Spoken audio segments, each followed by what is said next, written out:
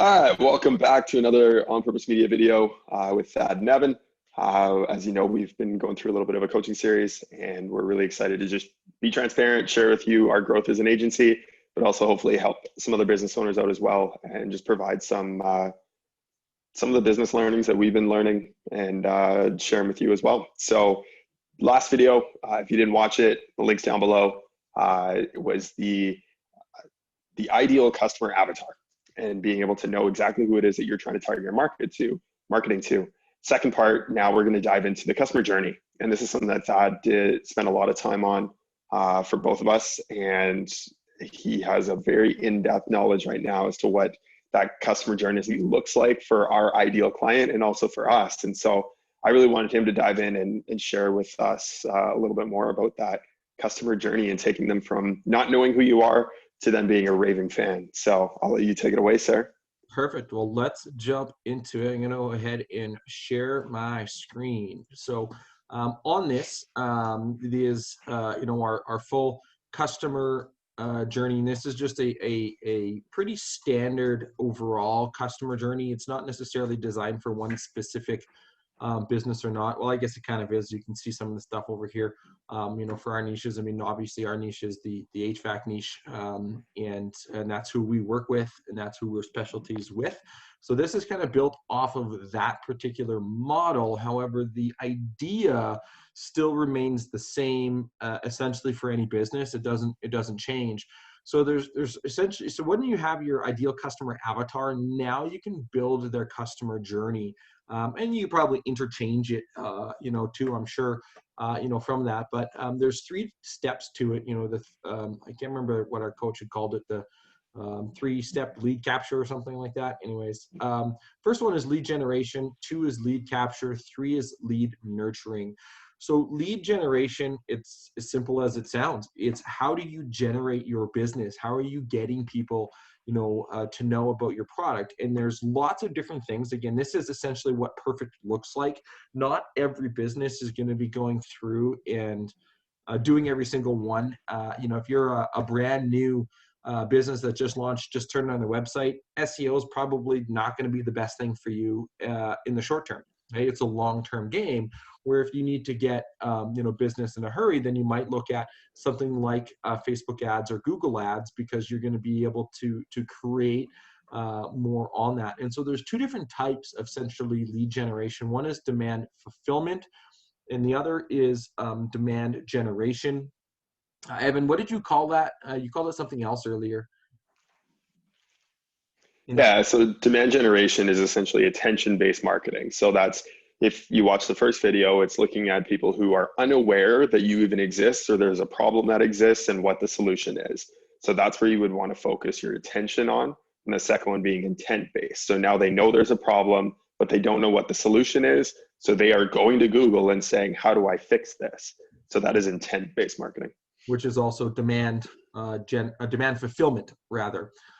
So organic posting, Facebook ads, referrals are going to be more of your demand generation. Google ads can kind of flip between generation and fulfillment, based off of what you're targeting and how your ads are done. But your Google guarantee, your SEO, map pack reviews are generally people that are already aware that they have a problem. They're already searching you out. So from that, obviously, you can follow the arrows along. From organic posting, Facebook ads, people would check out your Facebook, your Instagram, or wherever your ideal customer hangs out is where you're going to want to be at. And then from the Facebook and Instagram profile, they can, book an estimate. It can go to a chat bot, and you can follow the sequence there. But Facebook ads also can go to a landing page. From there, you then retarget. So the green is a lead capture. That's how you're going to be able to potentially capture a lead. And it doesn't necessarily mean make a sale. Okay. It means how are you getting them to the ultimate goal of booking now, calling you, getting an estimate, right? So, hey, come look at my broken furnace, or I need a new air conditioner, because you're targeting brand new homes that don't have air conditioning and they want an air conditioning. And so that's your ultimate goal, is to get that. Your other ones tend to funnel directly towards your website. So that's why your website is probably the most important and first step in your marketing structure and your marketing campaign. Because if your website sucks, people are going to leave your website, and none of the rest of this, I'm using my hands to try to touch the screen and show, but it's not quite working. None of the rest of this matters, right? If your website sucks. So you have to have a great website first and foremost before you do any form of lead generation. It's just that's if anybody that tells you different, don't believe them, because it's that important. As you can see, all this stuff. I mean, you can run just with your Facebook and such. But people, if they're seeing your ads or they're seeing your posting, they're going to Google you, right? And they're going to check you out, which will lead to your website. So from your website, and it's actually from even a landing page or Facebook ad, you can create a lead magnet. Lead magnet goes into an autoresponder, which goes into a Seinfeld email. What is a lead magnet? Book now. I'll get back to that. So autoresponder to Okay. review campaign. So lead magnet is essentially an ethical bribe, right? So that's something that you give away for free to capture somebody's email address. Okay. And I say ethical bribe because you don't want to be unethical in that. 10 things to do in your house this fall to prepare your furnace for the winter or whatever, right? I'm using that as an example. I don't even know if that one would work or not, but hey, that's why you have to figure those things out. From the lead magnet, they subscribe. You actually send an autoresponder to them. There actually should be another link from the autoresponder to the book now estimate as I'm realizing this, because the autoresponder is a series of emails that goes out after they subscribed to your lead magnet. From there, Seinfeld emails, those get to the book now. A Seinfeld email is essentially an email about nothing that has a purpose at the end of it, which is what Seinfeld was all about. It was a show about nothing, but they always had a purpose at the end of it to tie it together. So it could be something that happened in your day that you saw this massively old furnace in there. You took some pictures, you replaced it, and you talked about how this old furnace, how it was so cool and it was authentic and it was genuine, but then you tie it to booking now at the end of the day, right? That's kind of what a Seinfeld email is. Obviously it goes to the book now. From the book now, after everything gets into that, you do an install in-person quote or repair emergency call, depending on your services.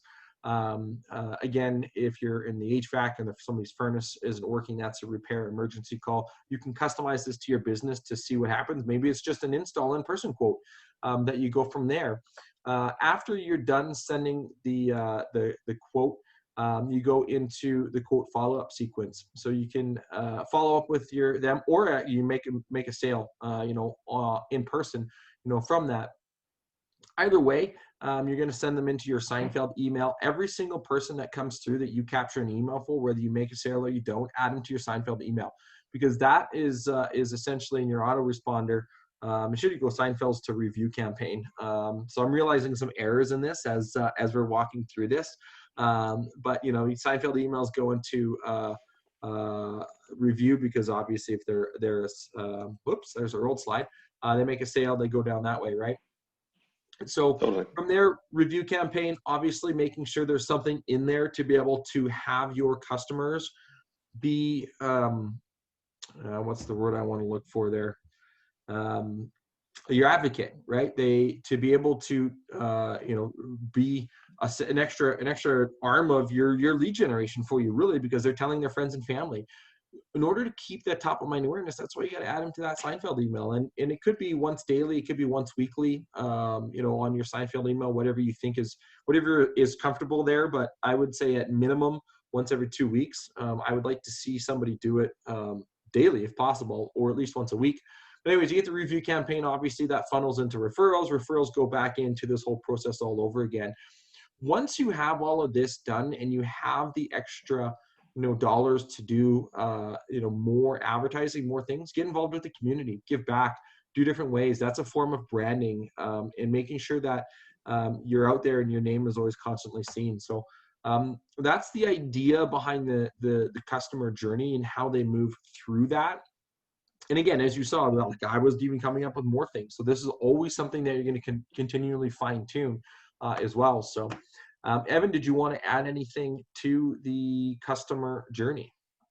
Well, and I think one thing that's really important to make a note of is that this is the ideal journey. This is not necessarily where you're at right now. And it's not necessarily something that you start with. Like Thad said, SEO is not something to start with if you're brand new. If your website is just launching, to spend money on an SEO campaign is useless because you're going to be sandboxed from Google, and they're not going to show your site for a little while.